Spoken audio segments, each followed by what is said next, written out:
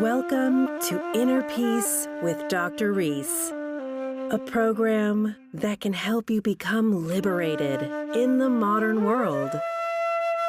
Now, here's your host, Dr. Kevin W. Reese. Have you ever wondered what it would be like to live with the most popular, notorious, and controversial spiritual master of the modern era? Welcome to episode number 72. Today, I have the pleasure of talking with Veena Schlegel. She met Osho randomly in India in 1971 and stayed with him until his death in 1990. And wow, there's a lot to talk about. There's a lot to unpack in this episode. She was there before the Bhagwan became super popular. She was there for the meditation camps. And then the first commune, which is called Pune 1. And then, of course, the notorious ranch in Oregon, USA. And then back to India for Pune 2. There's so much to talk about. Of course, a lot of it is in her book, which is called Glimpses of My Master. But of course, my curious mind wants to go behind some stories and find out stuff. Hi, Veena. Welcome to the podcast. Hello. So I would like for you to take me back to 1971. You're in India. So there was this very beautiful woman dressed in orange, and she had a mala. You know, a mala are these wooden beads that Indian spiritual people wear. And she came up to me and she said, I've met this marvelous guru in Bombay, or Mumbai as it is now. And she said, I want you to come and see him. And I said, oh God, no, I'm not interested in gurus, because I'd seen many hippies with so many gurus for so long now in India. So she said, I'll pay your fare back to your airfare back if you'll come back with me. And I was like, no, what are you talking about? No way. But the boyfriend took the address because he was a bit more interested. And so when we finally ended up in Bombay, we did all the buying of the tickets and everything. Then he said, let's go and see this man.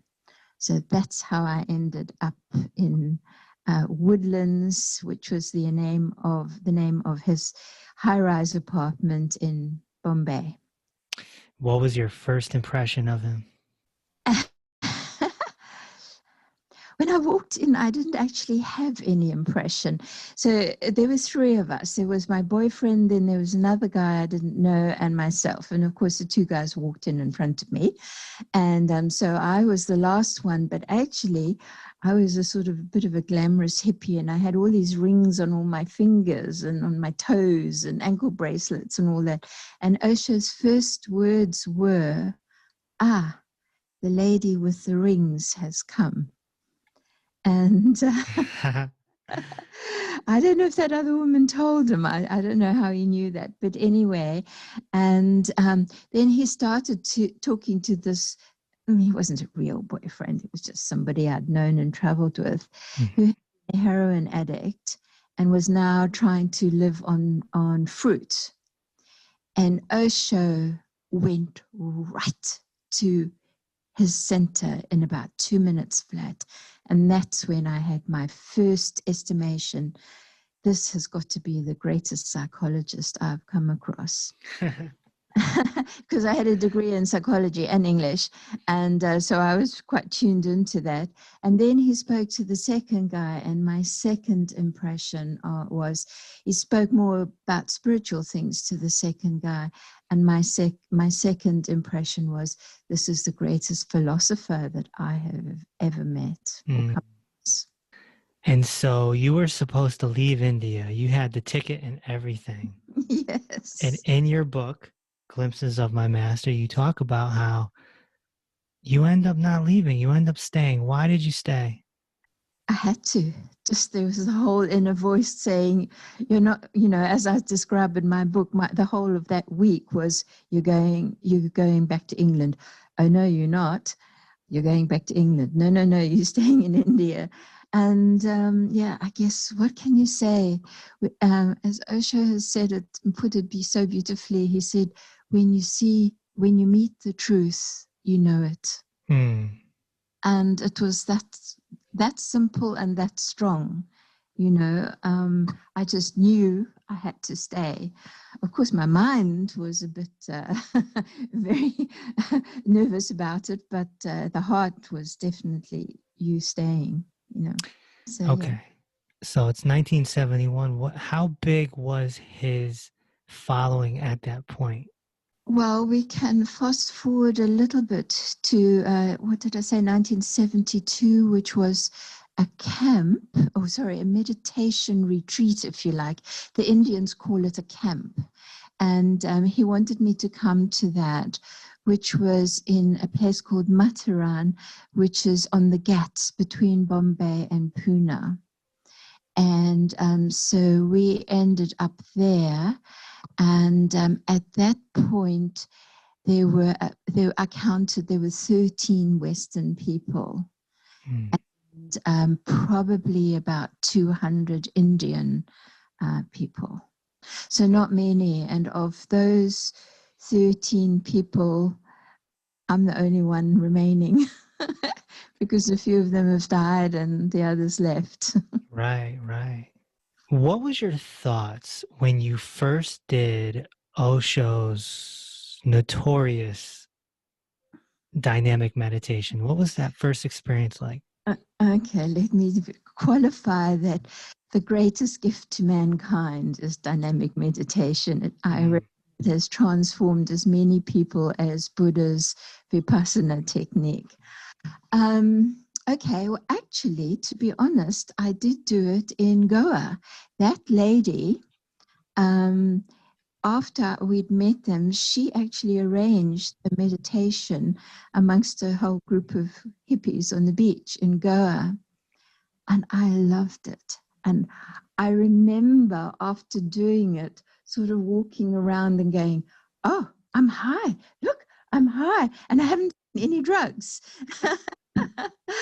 But that was a different experience to the next meditation, that experience that I had at that meditation retreat in Matharan, where in the second stage, the breathing was okay. I mean, the breathing is amazing. But the second stage, when everybody went crazy and loud, and all these Indians were screaming and shouting, I had a blindfold on, and I pulled off my blindfold, and all these people were going crazy. And I thought, my God, Veena, you have made one big mistake. Get out of here fast. But Osho was very good at dealing with me about that. And when I saw him, he told me the next day, he said, "Stay away from the people, find a nice tree." So I did. And then I ended up teaching dynamic for the first time in England, first time on Western soil, actually. There were a few people in America, but it went quite strong in England. And so I taught dynamic for quite a while. And I still think it is the greatest transforming technique for modern man. Yeah, people love it. And isn't it interesting how your first impression of it was like, what the heck is going on? Imagine what someone thinks of it that has no knowledge of Eastern traditions at all, spirituality at all. They think you're just going crazy. Yes, well, or even Western psychology, they don't understand that there's all this stuff bottled up inside of people, which needs to be let out. Actually, all Osho said once, it was like a spring cleaning. All I can say, it's the most transforming technique for 21st century man that there can be, but it is not popular because of that second stage. It's difficult to hold meetings with that, because with all those people screaming, the neighbors get freaked out and call the police. And that happened to me quite a few times, and wondering what on earth's going on, and people dying or murdering each other. So, yeah, it has its drawbacks in that neighbors don't understand. After your first time doing dynamic meditation, my understanding is that you went back to your room, you went to sleep, and you had a dream or a vision where Osho came to say hello. Yes, he told me to come back after doing that. That was actually the second one in the Mataran, or the first one at the Mataran retreat. Yes, he had told me to come back to see him, to see how I had managed. I think it was at 2:00. And I overslept. I suddenly was drained of all energy, and I suddenly had this vision of him at the bottom of my bed saying, wake up, you're supposed to come and see me. And I did wake up, and it was like, oh my God. And then I ran up, and I think that was also a transforming moment. I woke up and I ran up to his house. It wasn't too far. It was maybe 5 minutes or something. And I said, I'm sorry, I'm late. And he said, yes, I know, I called you. And I just sat down and I looked at him, and I just kind of he disappeared and I disappeared. And I just went into some space, some beautiful, transparent space that I had never met before. And I have no idea to this day how long I sat there for. It could have been 2 minutes. It could have been an hour. And then when finally I sort of came back to earth, he just looked at me and he said, okay, so you will stay with me? And I said, yes. Is that the confirmation that you're dealing with something different? Yes, probably it was my first little story, if you like. And I had a little bit of experience of it before when I was on the train going from Bombay to Delhi. You read about that in my book, where I had this kind of floating experience. But it was, yes, my first taste of something bigger, something vast, something unknown, something you couldn't put into words. And I suppose I was hooked. Yeah. You said there was only, I think, 12 or 13 Westerners there at the time. Yes. So many of us Westerners have all this baggage from our lifestyle. We're socially engineered, very much so. And, do you think that Osho created dynamic meditation and other techniques for the Westerners? With all this conditioning and baggage that we carry, 100% yes. In those early days when we were still in Mumbai, me and he used to call a few people in. Sometimes we would be 2 or 3 people, sometimes just one person. And he was questioning. Try this technique. How do you feel? What does it do? It was really like we were guinea pigs. He was trying to figure out how we were, how we responded, what our hang-ups were and everything, and therefore give him the information that he needed to try and work out how he could help. He was a scientist in that way. He was 100% scientist, yeah. And so wasn't Gautama the Buddha, from what we read in reports of ancient times. And so it sounds like Osho was perfecting his craft on how to reach more people and try to wake up more people. And you were there to witness it. Yes, and be part of it and hopefully help. Yeah.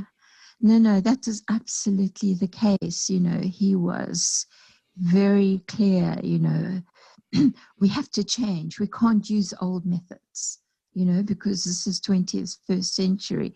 It's a jet age, he used to say. We have to use jet methods.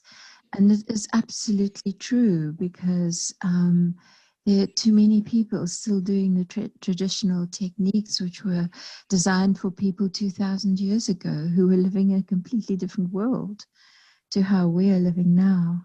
What did you make of him, not blinking much and also doing these long discourses, these satsangs, where his leg is crossed the whole time? It almost just seems out of this world. I think if you are a medical person and you watch him, I've had people comment and say it is physically impossible for a person to sit with one crossed leg for 2.5 hours. I feel I have a little bit of an understanding about that, because when you are, that gets very esoteric now. When you are out of the body, if you like, so the physical body is there, but you actually are not part of it. You've expanded way beyond it.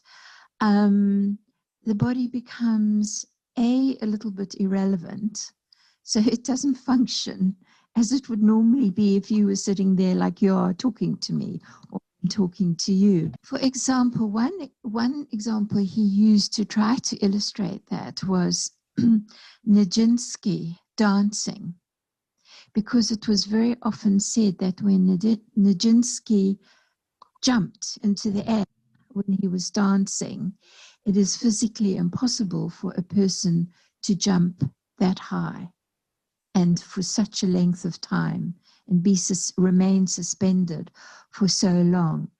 And Osho spoke about that, and he said that was because he was in another space. He was actually out of the body, and therefore the body wasn't obeying the normal gravity rules or the normal physiological rules that it normally would do.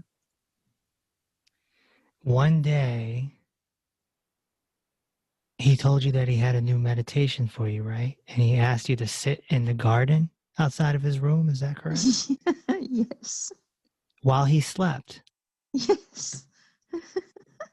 So this was the story in your book that fascinated me the most.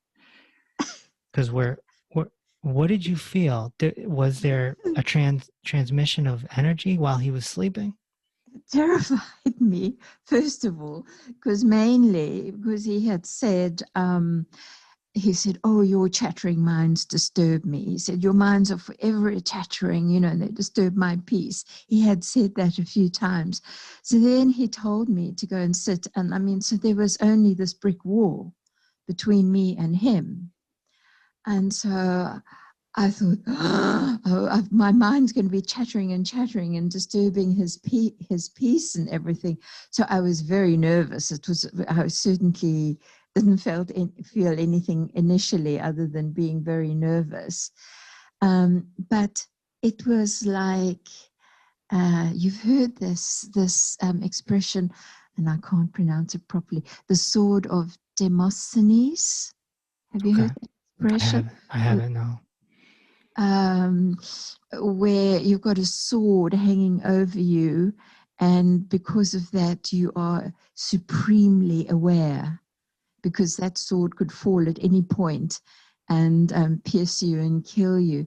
So because of that, I basically felt it was a training in being supremely aware, and to be so aware of my chattering mind that actually I was able to calm it down. So I think I wouldn't say I had any particular feeling or emotion or anything. It was just trying to be in a state of awareness of myself and of him and of my mind, and to slow that mind down so that stupid chattering didn't disturb him. It was a very, very strong learning or teaching technique that he was teaching me, which was, he took a risk because I could have disturbed him. But he seemed to be okay with it. I sat there until I left. The first time I left India. And he was very into his naps. I mean, he loved his naps, right? Naps was the most important thing. Nothing ever disturbed his naps, ever. Why do you think that is? My own understanding is that when you meditate and you are deeply meditating, you use up a lot of energy. And he actually said that, and I remember the woman who looked after him, Nirvana, saying that when he was just giving a discourse or giving darshan, he could lose like 3 or 4 pounds in weight just in that hour or so, because he was putting out so much energy. And I have felt it myself when I've been through some kind of energetic experience like that. I am exhausted and I sleep. So I think he was regulating his energy. So he would be putting it out in the morning discourse or something. Then he would eat, and then he would sleep to regenerate his energy, ready for the evening darshan. So I think it was a real regeneration. Actually, even somebody mentioned that about Gurdjieff. If you've read anything about Gurdjieff, how once they said he looked so exhausted, and then he had to go and he stayed away for 3 days or 3 hours, and he came back full of energy again. But if you don't mind, I'll tell you one experience that I had. There was a man that I was quite close to, and he was going a little bit crazy. And I remember I had this feeling to go out of the Latu house where I lived, which was Osho's house. And there was a wall there. That wall was very famous, to sit on the wall. And he was sitting there, and I went and sat with him. And I could feel his energy was quite sort of phrenic or something. And I just held his hand, and we sat there for about an hour and a half. And I just felt all of Osho's energy going through me to him. It was like, he did use mediums. You've heard about this whole medium thing in the darshans. Yes. And it was as if I was simply being a channel for him to go through me to this man, who was a very beautiful man, actually. And when I finally left him and I went back, I think I slept for 15 hours nonstop. Wow. Just exhausting.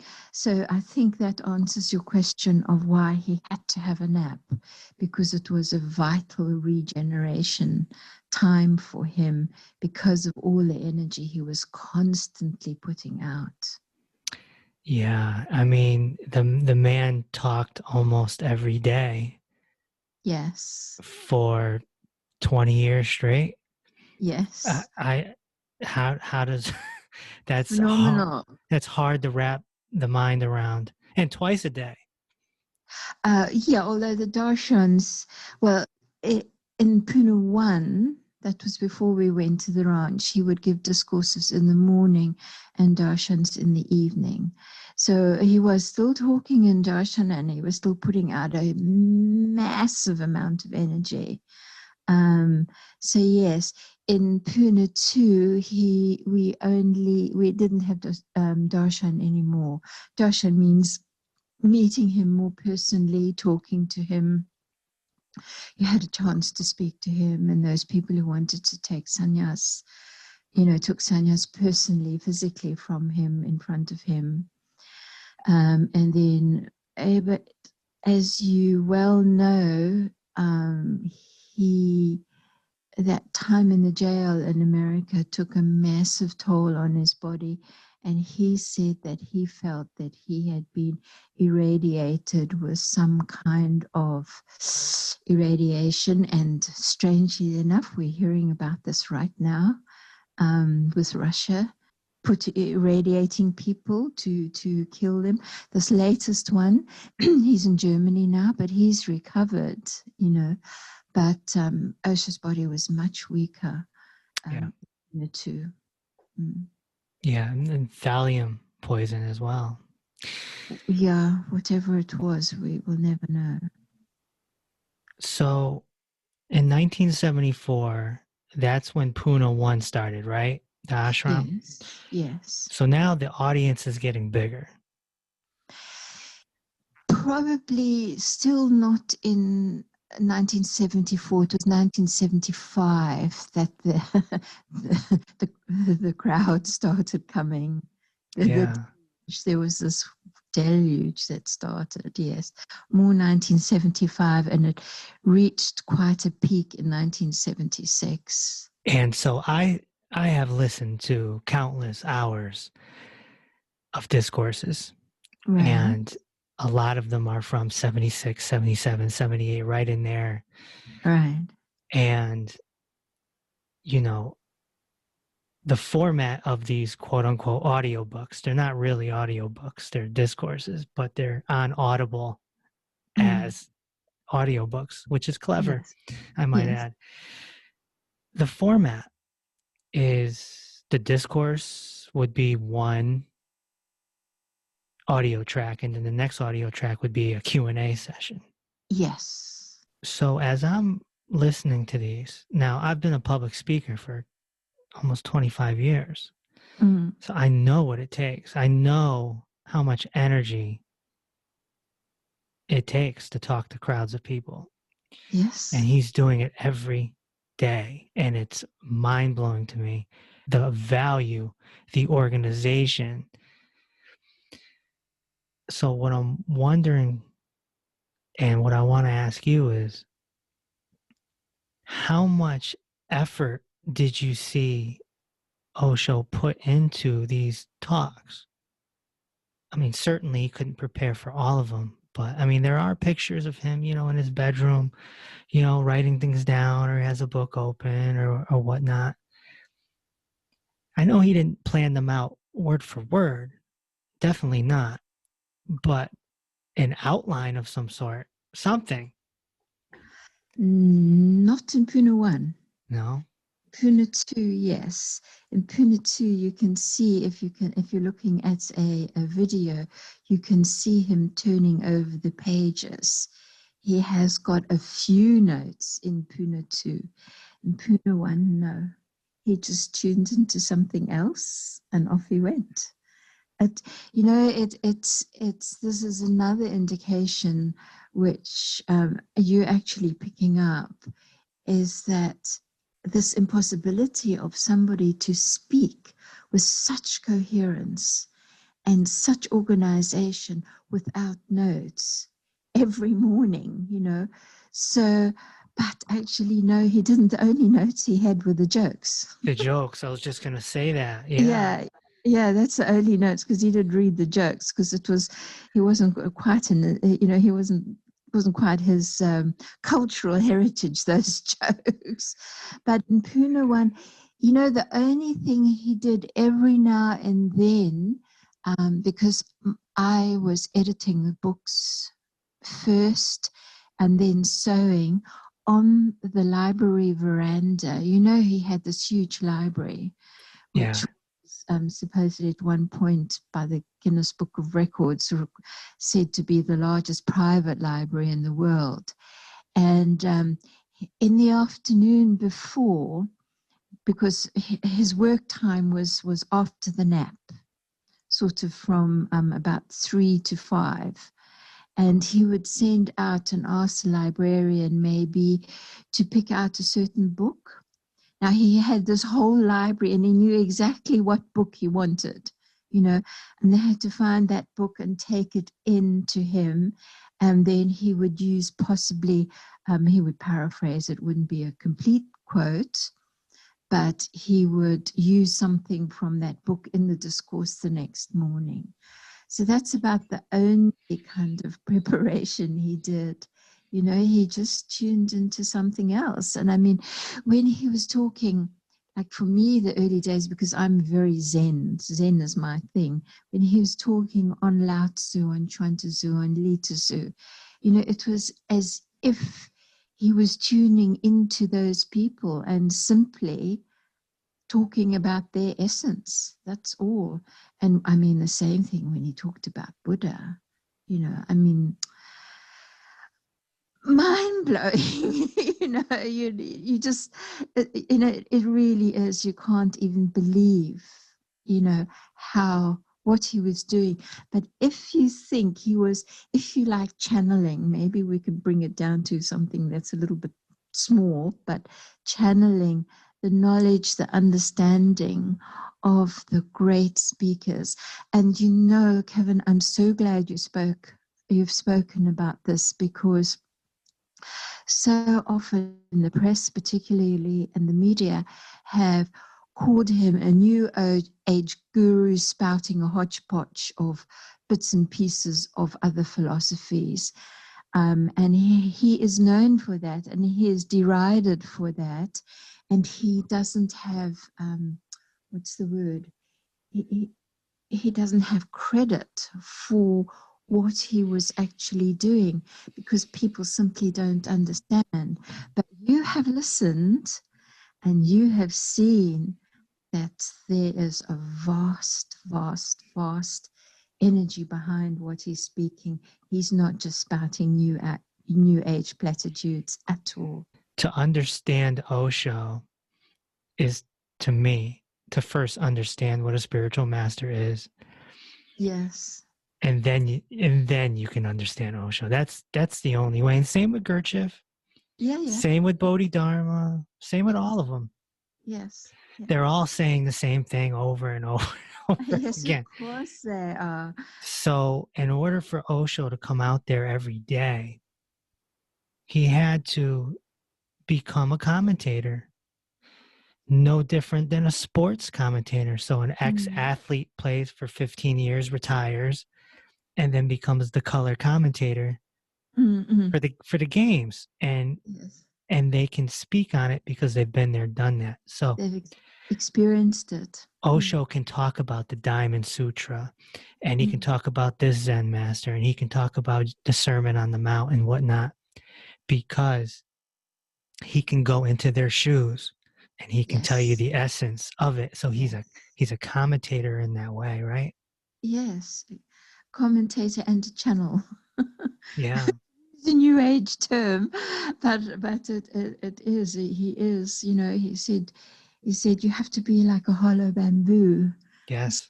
Because the music only plays because the bamboo flute is hollow. You know, and so he was playing that music because he was hollow. Yeah.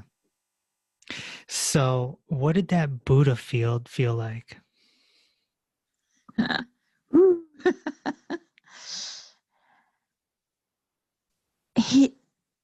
I maybe start by saying he said many times that whenever a Buddha is on this planet, a Buddha has a Buddha field around him. And he actually was quite specific. He said it reaches for a circle of 8 kilometers. You know, so as soon as you were within 8 kilometers of the Buddha, you would feel the energy. And then, of course, as you got closer and closer, it was stronger and stronger. And I was actually trying to think today, how could I possibly put that into words? It was like entering a cloud of peace, of joy, of just floating outside a bit of your physical body and getting a taste of something greater, some energy of the universe or something, where you're just your petty human being, involved in earning your living and eating your food and blah, blah, blah. It was something bigger than you. And living in his house, as I did, I would often walk down what we call the red corridor, because I lived in one of the rooms of the original servants' quarters, and walking down to his library, which was one of the much bigger rooms, I really felt transparent.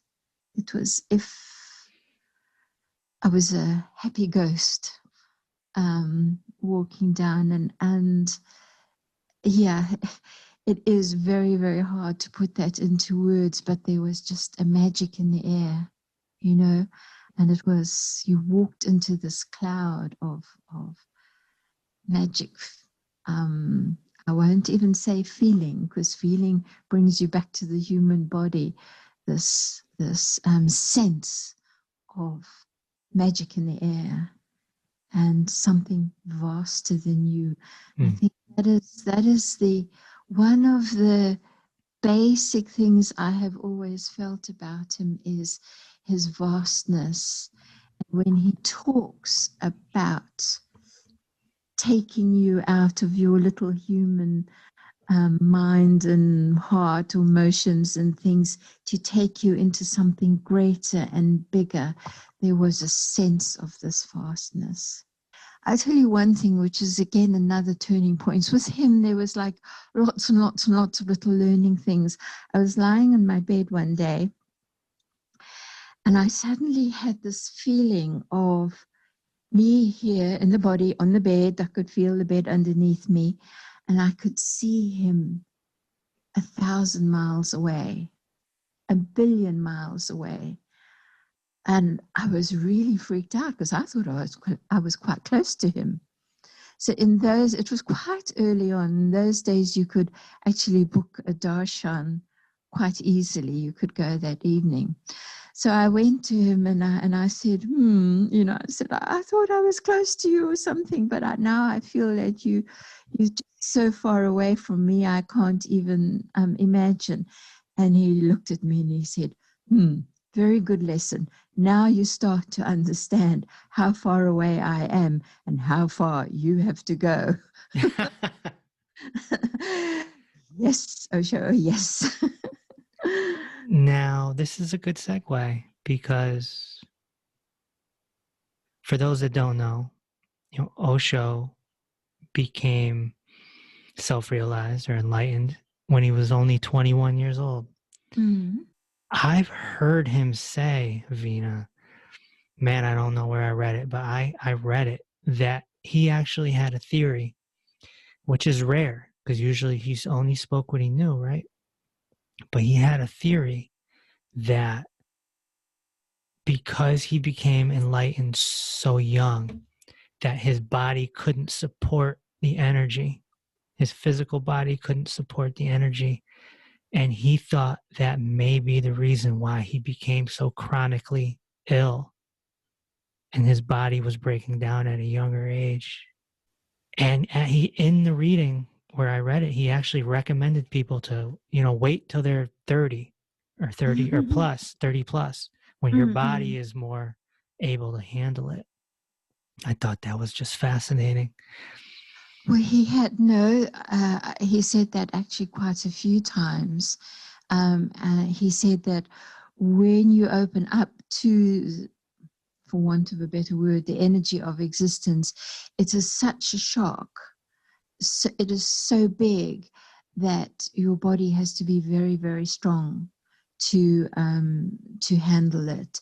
And yes, definitely his body was weaker than other enlightened masters. For example, there's one enlightened master, I never met him, but I really do feel he is enlightened in China. He's 96 now. He looks like he's about 60, but he, I think, got enlightened much later, more in his 50s or 60s or something.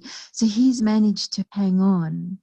And but yes, I think Osho, and it's so good you bring that one up too, because I said somewhere in another talk I gave a few months ago, is nobody realized how fragile his body was.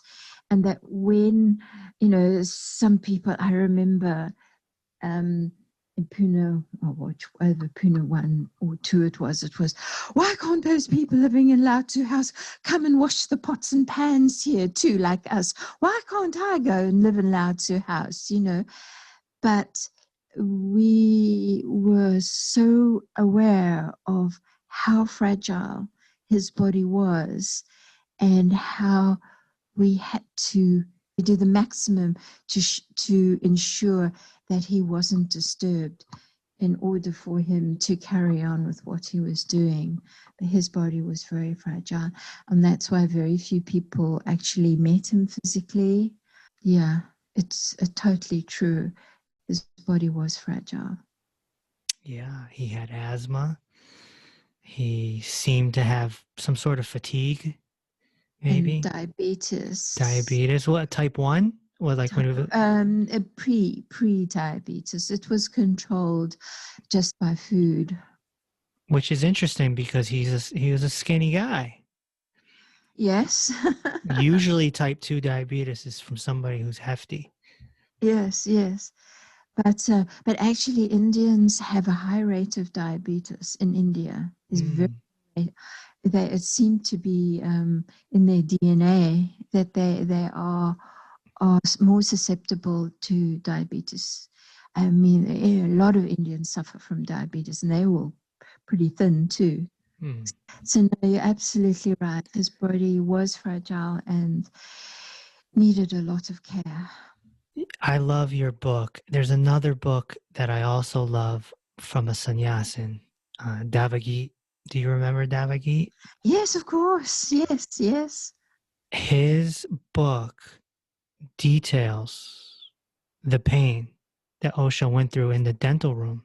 Yes. It's mind-blowing. I mean, I had to fight back tears because I've never heard of such a thing, of somebody who can go through so much pain and handle it like some out of this world type of pain threshold. Yes. Yeah. And Davagit tells a story in that book, and I'm paraphrasing, where he had to do some dental work on Osho, and he had the drill going, and it kept getting caught in his mustache and everything, and he's like, well, we got to shave the mustache. He's like, no, you can't shave the mustache. You just do what you have to do. And one point, Osho tries to talk. And Yes. Davagit pulls the drill out. And he's like, what are you doing? You're going to cut yourself. Like, you can lose your tongue. And Osho says, don't you tell me I can't talk. Yes. Don't you tell me I can't talk. And he kept doing it. And of course, it messed with Davagit's mind. Davagit was getting angry because he doesn't want to hurt his master, right? And Osho was actually willing to hurt himself to teach him a lesson. Absolutely. And also one other point that's also a very good point, and you can also get a parallel with Gurdjieff too, which Osho talked about. If you remember, Gurdjieff had a very bad car accident. Yes. He was driving very fast and he had a very bad car accident. And he nearly killed himself, and it took a long time for him to recover. And Osho's explanation at that point was quite interesting. And this, I think, relates to this whole dental experience. He said that Gurdjieff had to force himself to stay in the body to do his work. And the only way he could stop himself from floating off into existence, which is where the enlightened person really should be, because the enlightened person, according to Osho, hasn't got a connection with the earth anymore, So in order to keep him there in order to keep himself in the body, Gurdjieff deliberately had a car accident and hurt himself because it was the pain that was keeping him here in the body. Wow. that pain, he could have floated off. And I, of course, I read David Gates' book. In fact, I did the first editing on it. And I was like, I was so shocked. I said, my God, David Gates, how on earth could you go through that? This is just terrifying. It's mind-boggling. But I also got the sense that not only was he teaching David Gates a lesson, what he was teaching, we don't know, but also it was possibly he was getting very close to leaving at that time. So it was possibly, now I'm not saying this is true or not, this is only my own idea, possibly an attempt still to keep himself in the body for as long as he possibly could, by deliberately bringing himself into the body to experience that pain. Yes, and I have heard many times that many spiritual masters need something earthly to ground themselves so that they don't float off. Now, and if you notice, many gurus are sometimes a little chubby. So they get involved with the food, and that might be their earthly thing. Did you read that story of when Osho explained that, of one Indian enlightened man who was eating everything he could see? Did you read that? Do you remember? Yes. It was I can't remember. Was Krishna something? Ramakrishna, I think. Ramakrishna. It was Ramakrishna. Yep. And then his disciples said, "This is terrible. You're eating so much." And he said, "The day I stop eating will be the day I die." And that's exactly what happened. Baba Neem Karoli was like that as well. He was known for his blanket. He had the blanket, and he ate a lot of food. And Ramana Maharshi liked to cook. He'd go in and he'd cook. And what was it for Osho to stay in the body? Now we know that he taught tantric sex and became known as the sex guru. Which is funny, because if somebody's teaching that now, nobody cares. But in the 60s and 70s, it's like shock, horror. And it was just so untrue, just so totally and utterly untrue. Because I remember when, on the ranch, I was dealing with all these stupid journalists, and that's all they thought about. And I said, listen, we think about sex about 2% of the time and something else 98% of the time. And you think about sex 100% of the time. We're not going to meet ever, because there's too much of a disparity. But I will say, and I have said it quite a number of times, that his carer, Nirvana, I am convinced was his grounding to the earth. Vivek, yeah, later. She had a few names, right? Later, Nirvana, yes. She was a very, very good friend of mine, a very close friend from the beginning to the end. There are pictures of Osho holding her hand all the time, holding her hand. She's always next to him. Was she his caretaker / girlfriend? You can't even talk about their relationship in those kind of terms, in terms of girlfriend or boyfriend or lover or whatever. It was, for me, observing them from day one. It was just something so much greater. Yes, he loved her. He loved her dearly. And she never stopped talking about how marvelous he was and everything, which I could totally understand. I wanted to hear every story she had to tell.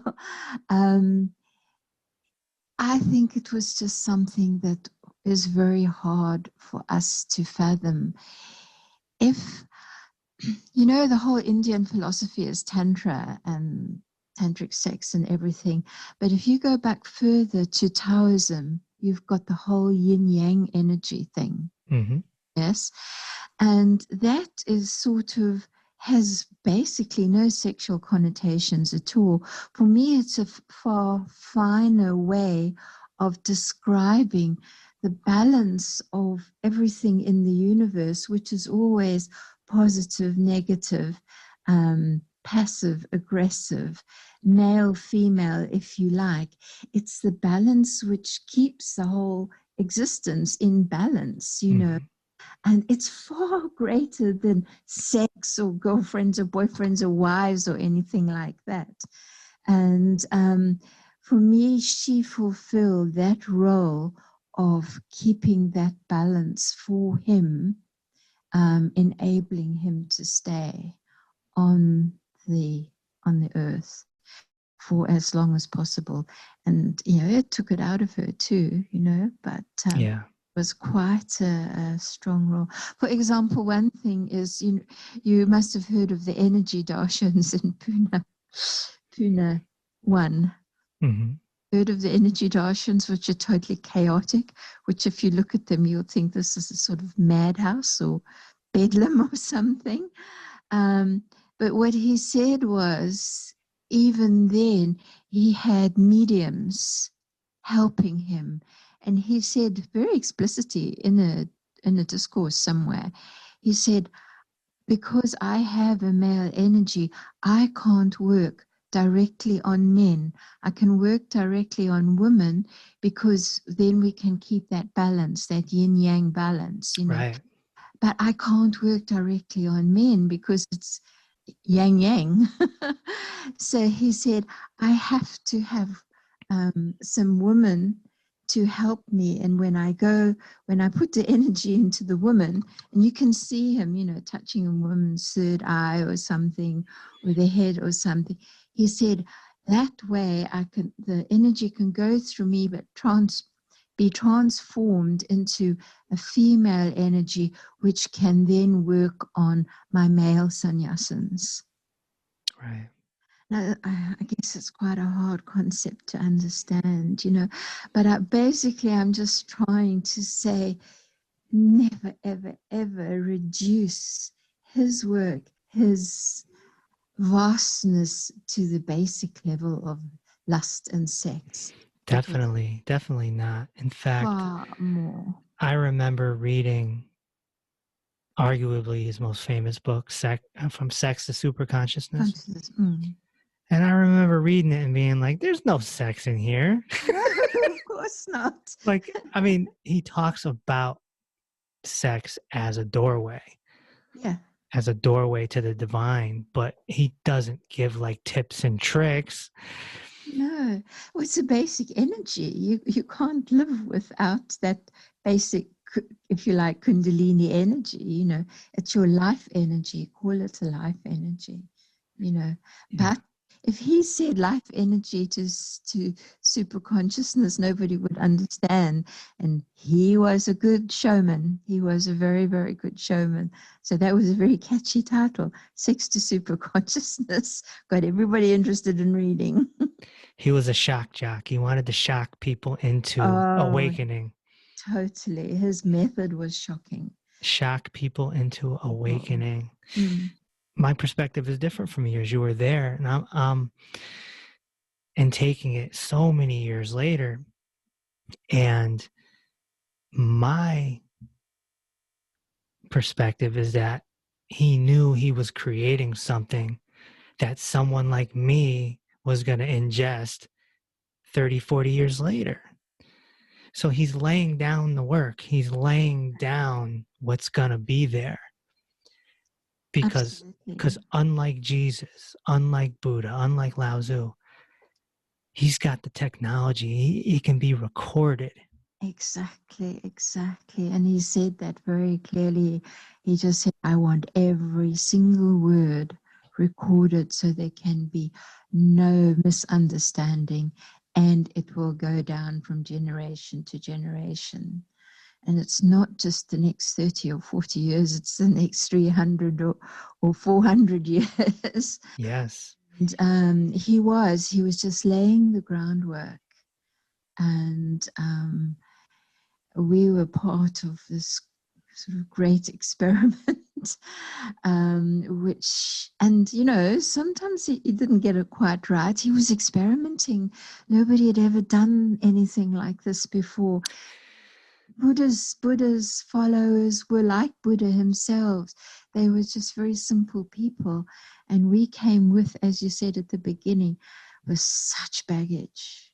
And Christianity, baggage, materialism, just so much baggage that he had to try and cut through. And then people got hold of the wrong end of the stick and criticized him for it, not understanding how much he had to deal with and his courage. Oh my gosh. He had, The courage is ridiculous. Yeah, on taking on, especially Western people who had no concept of the master-disciple relationship. Right. Which Indians do, Chinese do, Japanese do. Western people don't have that concept, Nope. If you touch the feet of someone, it looks like you're in a cult of some sort to Yes, them. Exactly. Yeah. If you put your hands in namaste position, Yeah. You mentioned Gurdjieff earlier. Gurdjieff, based on my reading, similar to Osho, and you can tell Osho read a lot of Gurdjieff. Yes, he did. Yes, He liked Gurdjieff. Now, Gurdjieff was a trickster.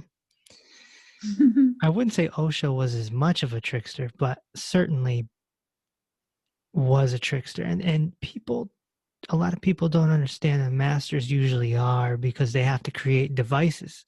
Yes, exactly. For the person to wake up or learn a lesson.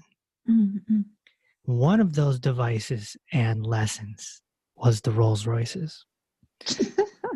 and people get caught up in that, right? Yes. But this is like his way of getting rid of the people that are caught up in it, right?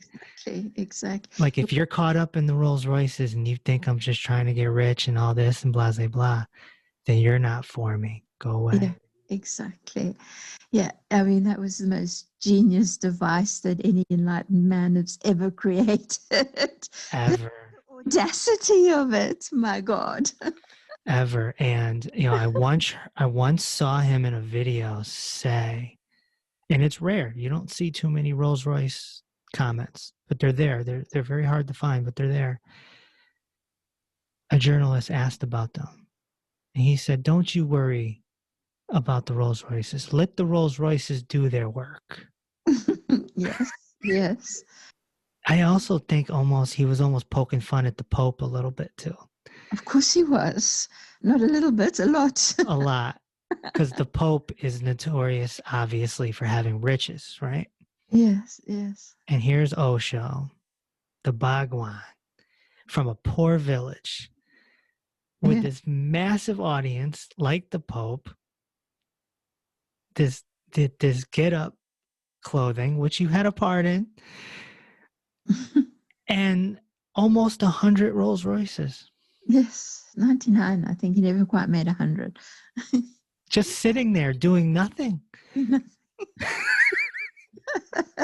It's like a baseball card collection or something.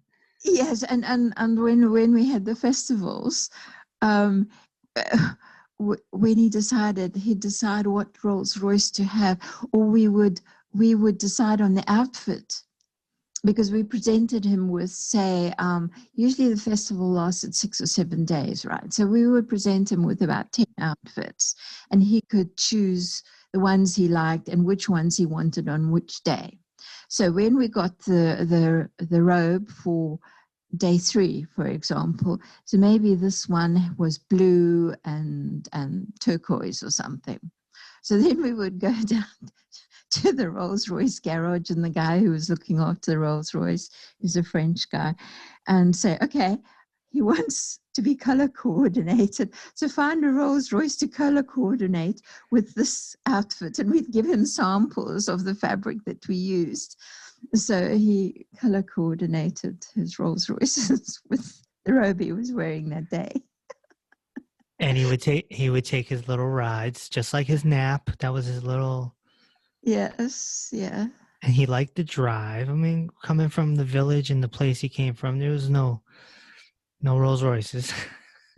But, with that drive too, also, I had an idea. For me, because he was riding around, I felt, that we were actually, because of Sheila's shenanigans, we were sometimes actually in quite a lot of danger.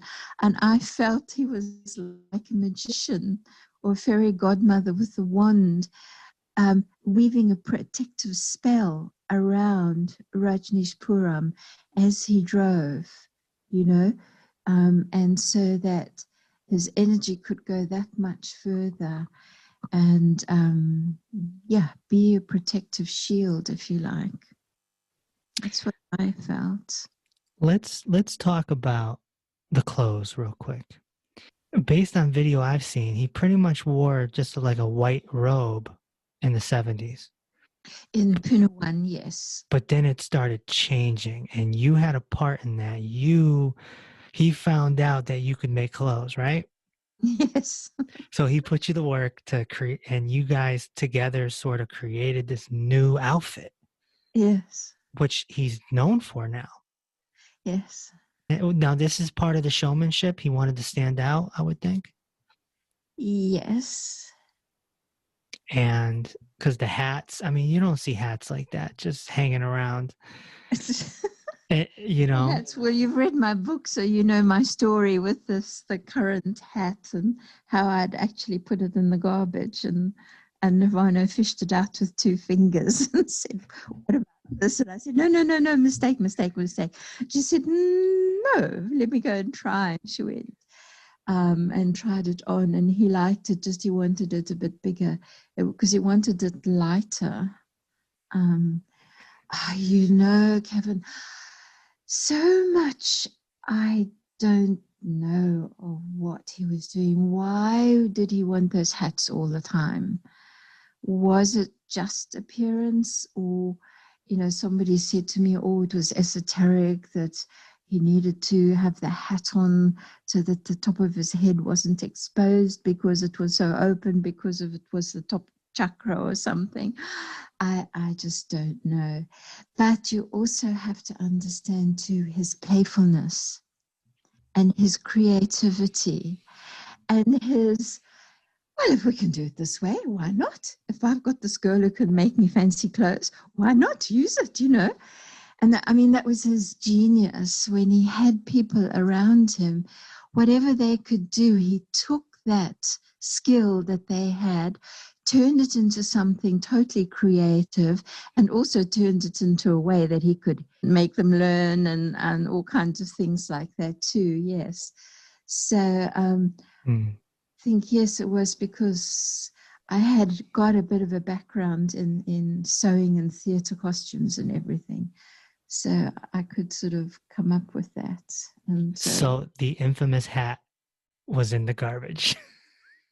The last hat that he wore until he died, that came out of the garbage. Yes, I had dumped it there because I was in despair. I couldn't think of something, because the hat he'd had before was too hot. Oregon in the summer is hot. Well, if I had to guess, my guess would be it was showmanship. He's trying to stand out and trying to bring people, again, shock people into awakening. And if you can stand out, look, it worked for Howard Stern. No, it was definitely part of it. He was a showman, and he had to be, if he was going to reach as many people as he wanted, he had to stand out. Michael Jackson, Madonna, Howard Stern. You just look at the massive celebrities of the last 50 years. Go back further, Elvis Presley. These people stood out by doing things that were eccentric. Yes, not what was expected. Most people, he's been criticized for that. He can't be a holy man. A holy man is sitting in a hut with no possessions or anything. Yeah. And I said, no, that's not my way, But he wasn't attached to any of it. No. But he knew, if he was going to reach people, he had to make a stand. And the clothes were part of it. And the royces. Yeah, because you look at other Indian gurus did not gain as big of a following as he did. Mm-mm. Nobody. Yeah, in my estimation, that's the biggest following since Buddha himself. Definitely, absolutely. Because Gurdjieff didn't make it. I think No, he didn't. Gurdjieff, again, he didn't have such, for me, I mean, Osho said that once. He said, I'm lucky I've got better disciples than Gurdjieff had. And Gurdjieff was so much into the trickery, Yes, and he would turn people off. yes. So people would run away from him and be like, that guy's crazy, you know? Yeah. And so his following didn't, I mean, his disciples got a bigger book than he does, you know? Yeah, absolutely. And who was Krishnamurti? Yeah. Similar thing. I mean, Krishnamurti is beautiful, you know, he's lovely, but he hasn't got that ability to connect with people and stand out and therefore get as big a following as Osho can. I mean, you know, one of the people we've got, Lady Gaga, who loves Osho, you know, and Tom Cruise. Tom Cruise, he said he drew on Osho's book for one of his silly films that he made, you know. And Vanilla Sky. Yes, exactly. And then even that we about 2 years ago there was a photo of what's his name, Will Smith. What's his son's name? Jaden Smith. Yes, and he was carrying an Osho book. You know, he didn't say anything. He was just photographed. He had an Osho book in his arm. You know, so Osho could reach such a variety of people. And that's his genius. And that's the thing about it. People don't even have to know the story. They don't have to know about Oregon, the two punas, nothing. No. All they need to do is listen to him and read the books. Yes, exactly. You know, he loves Zen. And so you're a Zen gal. I like Zen as well. And so I feel like he almost created a life that was a Zen koan. It was definitely. His whole life was a koan. Yes. Yes, and I mean, don't ever try to define him. You know, even when you asked me what did it feel like to be in the Buddha field, how can I define that? It's mystery. You know, as he said, his famous quote, life is a mystery to be lived, not to be solved. And you have to live with that mystery, with that not knowing. And that's a real challenge to us with our minds who like everything concrete and formulated and black and white, you know. You just have to learn to live with that unknown mystery.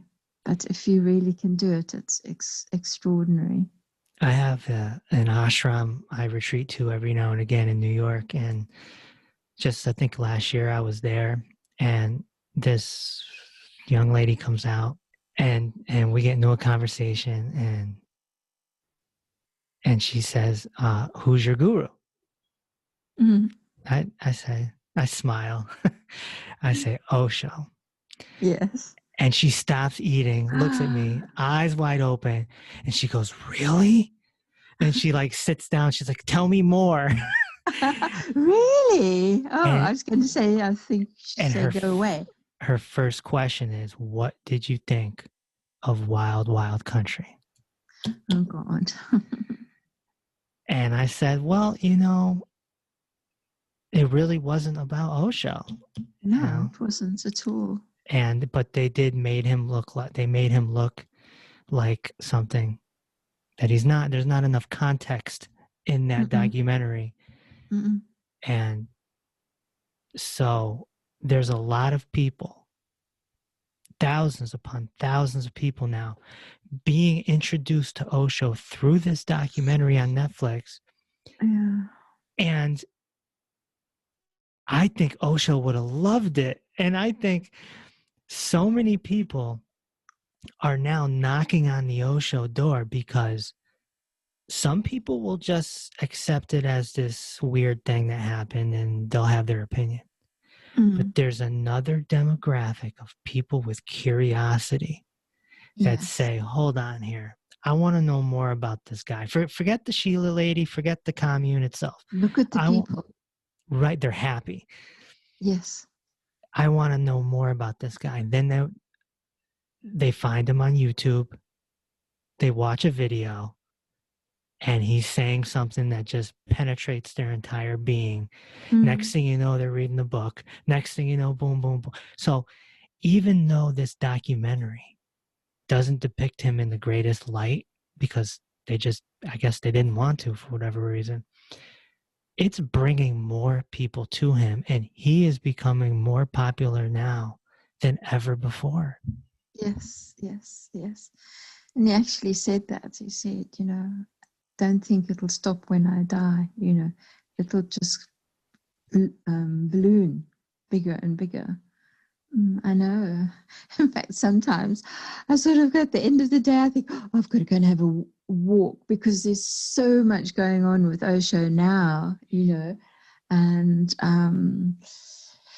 it's just sort of mind-boggling how much he has penetrated people and their hearts to their beings to such an extent. And then they come up with a different creativity, and it's just extraordinary, extraordinarily beautiful. He's been dead for 30 years. And he is more popular now than he was 30 years ago. It's mind-blowing to sort of let the imagination go 30 years even further and think about how popular he's going to be in 2050. Because I think because the world is going through such a trauma right now and such chaos.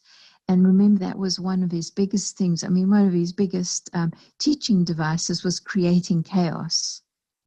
We used to laugh and say he's pulling the rug from underneath our feet, because in that moment you have to be mindless. You can't quite cope with this chaos.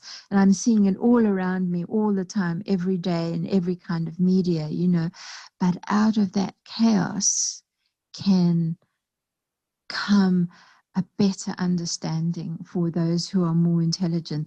Those, unfortunately, who are much weaker might go under, but there's a core group of people who are going to come out of this much, much, much stronger. And he's aiming at those people. Yes, and his main teaching, in my opinion, is Zorba the Buddha. Yes. The new man, creating the new man that is half Buddha, half Zorba, half fun, love, celebratory lifestyle, along with silence and solitude and awareness, Absolutely. And that's attractive to people, because when they think of spirituality, they automatically think meditating under a tree, or Yes. renouncing, shaving their head and becoming a monk. And here's Osho saying, don't become a monk. You don't need to do that. No. Look how happy the birds are, They're not sort of sitting under a tree and starving themselves and everything. Yeah. No, It's just this potential that's in all of us. And, you can become self-realized and enlightened if you're a plumber, if you're a teacher, if you're a carpenter. It doesn't matter. It's just about practice. And being aware when you're practicing. Yeah. I mean, I could talk for another hour easily with you on all this. I'm looking at my notes and I'm like, oh my gosh, I didn't get there. You never will with Osho. You just No. What is it about the Book of Secrets that kind of makes that almost his master work out of all his books? like 1,200 pages. It's massive. The Book of Secrets, you mean, with the 112 methods of meditation? Yeah, yeah. Yes. Yeah, well, there you go. You've got your blueprint there, right there. He said, I remember, because actually that was the first whole total English series that he gave, which was the first book which actually I edited, which was very happy to do. And he said there is, out of these 112 methods of meditation, there is a method for every single person, past, present, and future, and all you have to do is find it.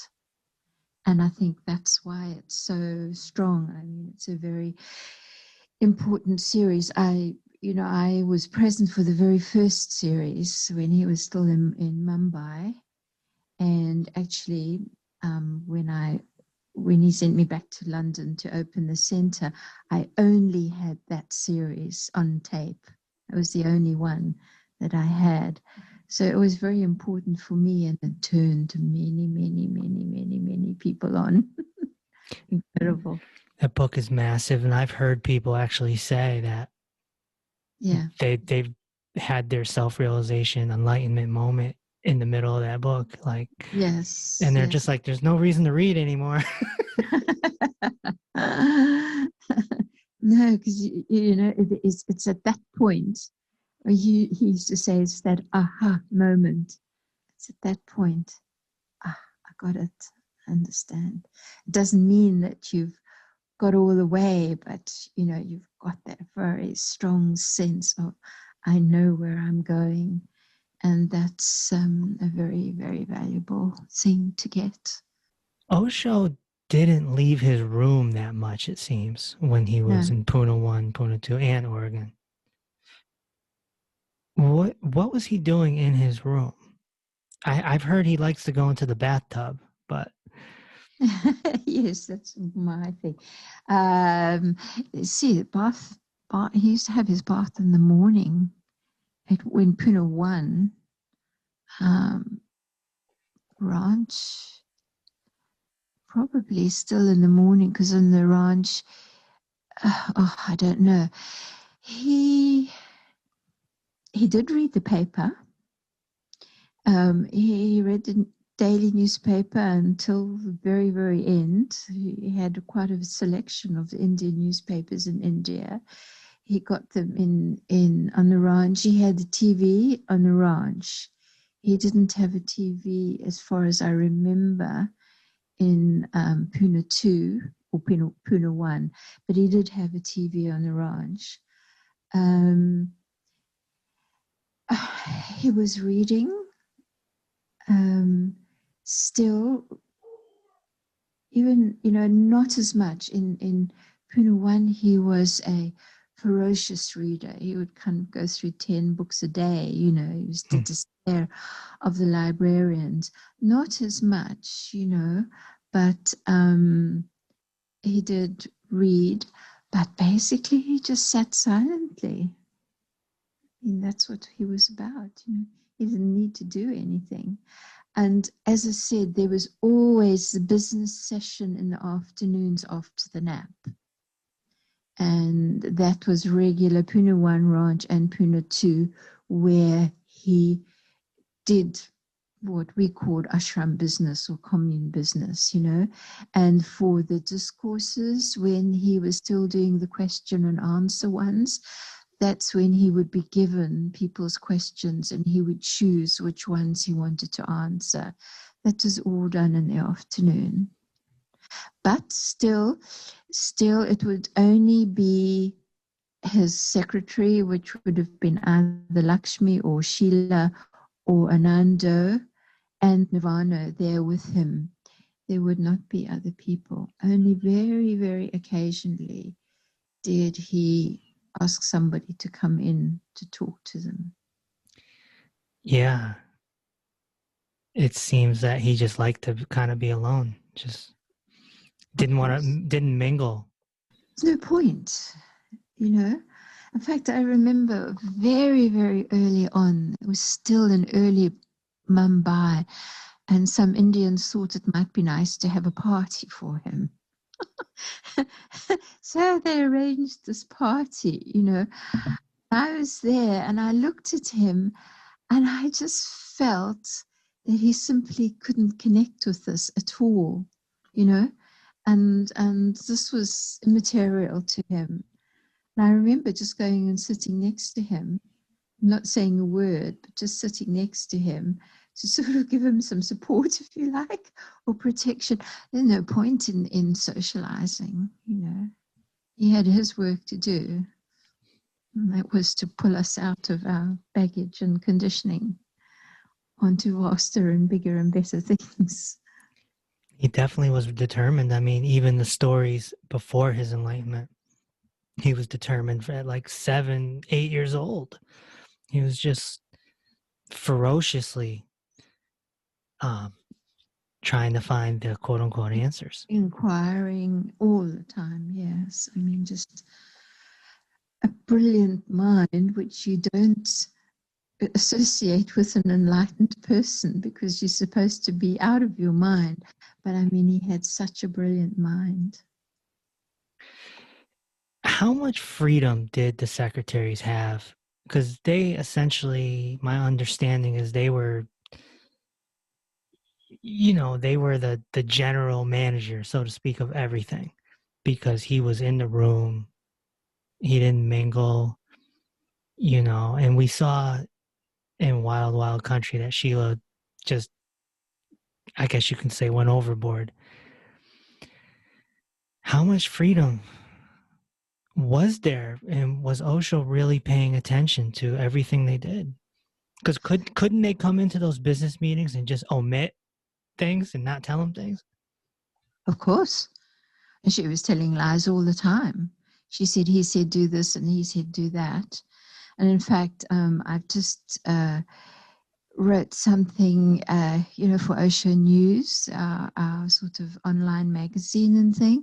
And I didn't think anything of it, but the guy who runs the Sannyas Wiki, Sugit, he said, wow, he said, this is one of the very rare occasions where we see Osho saying something should happen and Sheila deliberately going against that and deliberately not doing what he said. So actually, Kevin, the ranch was a little bit of a different story to Pune 1 and Pune 2. In Pune 1, it was always Lakshmi, and Lakshmi was like 100% devoted to him. And I don't think she would ever have dreamed of not doing what he wanted, you know. And she was very tuned into him too.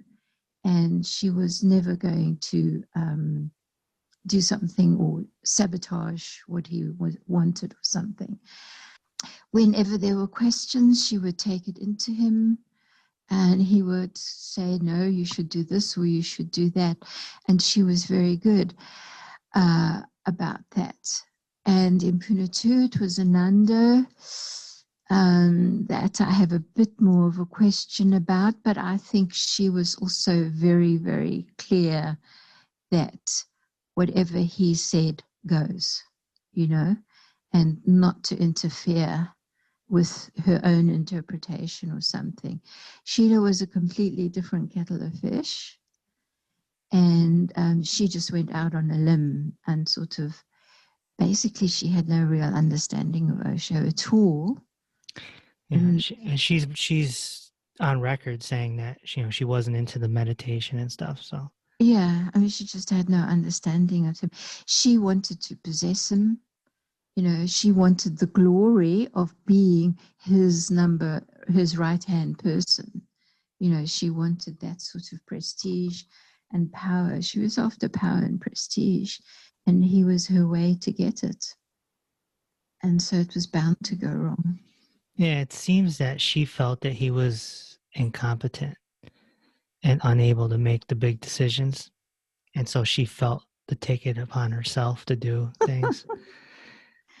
God, she is just an imbecile, an evil imbecile. Do you think at the ranch in Oregon, do you think one of the reasons things didn't end well. Because of all the controversy, it attracted more people to him in the long run, even though at the time it probably seemed really Yes, bad. but you have to remember that both he and Nirvana died directly as a result of what happened at Rajneeshpuram. And I don't think that he planned to die as quickly as he did, because he had said quite a few things of, I'm not going to leave you. Don't worry, I'm not going to leave you, And I personally felt that he died before his time. And so I can't say that the ranch was okay. And a lot of people were quite damaged by that, had quite a hard time. And whereas some were fine, others weren't. And I don't think it was, you are saying, which a lot of people are saying, and which I would say hesitate a little bit about, that everything that happened was okay with him. No, where his work was concerned, man, he was dead clear, straight. It should happen this way, right? And he needed people who would honor that and understand that and do it. For other little things, what he was wearing or something, that didn't matter at all, but where his work was concerned, and Sheila neither understood nor was she interested in doing that. She had a different agenda, which was power. Do you think that him going silent was a contribution to it taking a left turn? You know what? I think you have to go right back. My understanding was he had no intention whatsoever of staying in the United States for any length of time. He wanted to go to the Himalayas, and he wanted Lakshmi and other more wealthy Indian sannyasins to find him a place in the Himalayas. I am almost 100% sure. And because I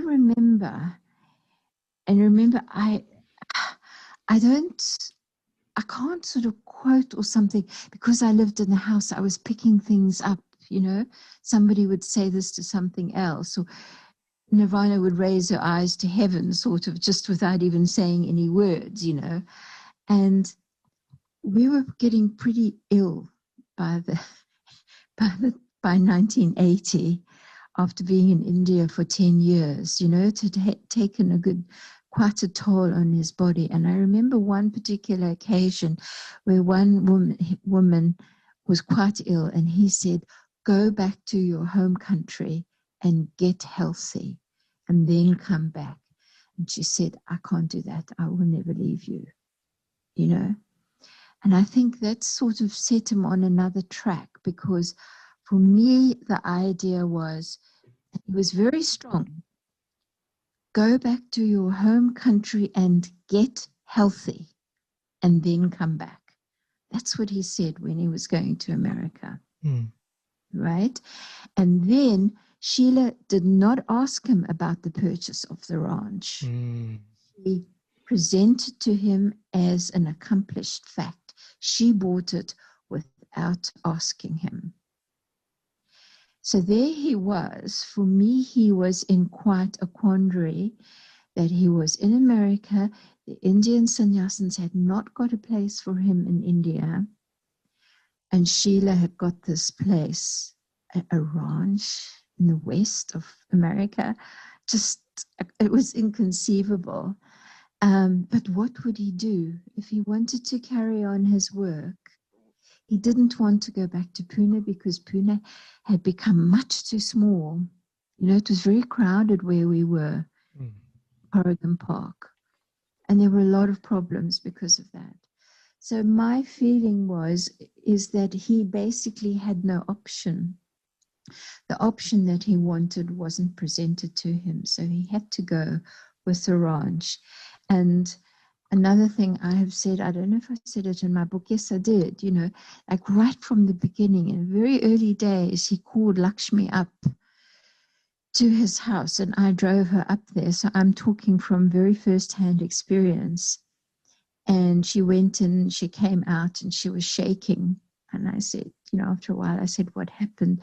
And she said, he told me to go back to India immediately and find him a place because he doesn't want to be here. So my feeling that those years of silence was he was marking time. And he wasn't going to really interfere or give any real guidance of what was happening. Because I don't think he saw that this was what his work really was about. He said it a few times. I don't want you building houses or building roads. I want you to be meditating. So although sannyasins sannyasins are super positive and they've learned a lot from him. So we try to turn it into something of a real learning experience. And it was a massive learning experience. You guys created a city. And, phenomenal what we did. It's not even comprehensible. It's like, what? What do you mean you created a city from scratch? Yeah, from nothing, So it ended up, a massive learning experience, but there was a downside. I don't think he had a choice. He wouldn't have gone for teaching lessons in that particular way. By coming to America and creating a city, having disciples wearing the same color robes, especially at that time, there's no way that the establishment wouldn't look at that. The American government, the Christian government wouldn't look at that and be like, okay, there's something funky going on over there. Yes. Our radar is up. Yes. And then you listen to him, and every now and again he's poking fun at the Pope, or he basically saying Ronald Reagan, he's saying religions need to be dissolved. This is threatening to the establishment. Big time. Mm-hmm. At a high level. Mm-hmm. I'm reminded of someone like Malcolm X who did similar. Mm-hmm. He was killed. Mm-hmm. Martin Luther King was killed. Gandhi was killed. JFK was killed. So here's this guy creating a city, talking about religion needs to go bye-bye. And he's got 100 Rolls Royces. What? I mean, of course the feds are going to be on alert. And when everything started to get hairy, we'll say, I would think the establishment was like, okay, this is our chance. This is our chance right now to infiltrate. And they got him into a jail. Yeah. On immigration law, right? Yeah. It was on immigration law. They got him into a jail. Yes. And from what Osho says, they passed him through like 6 different prison cells. So we lost track of him, which is illegal. Yeah. And he claims that they put thallium in his food. Or something, yeah. And thallium is untraceable. Yes. And it takes a long time to deteriorate the body. It's not like a 10-minute thing. So, in a sense, if this is all true, they killed him too. Yeah. Where's that documentary? Exactly. Well, you have to say it. You've got your audience. You can reach a lot of people. You can say it. Yeah.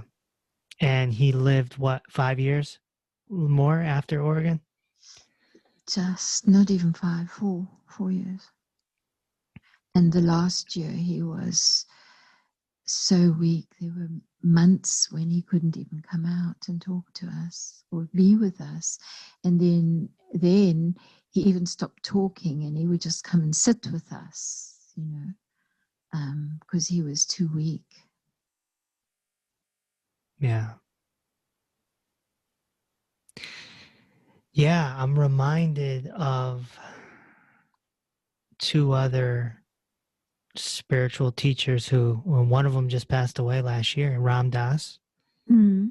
and Thich Nhat Hanh, Oh, yes. he's still alive, Just and so they're both the same age as Osho. yes. And so I've thought about that, like, if Osho made it, he'd be about 88 years old right now. Yes, I think he's 12 years older than me. I'm 76. So, yeah. And I think I think his plan was to go on for much longer than he did. Well, he died very young. When you think about it, 59. Yeah.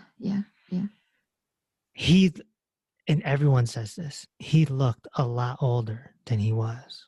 Mm. Mm. Why do you think that is? Because of his illnesses? Because he was enlightened and had this massive consciousness expansion at only 21? No, I think it was basically he was working so hard on, a million different levels, most of which we can't even fathom.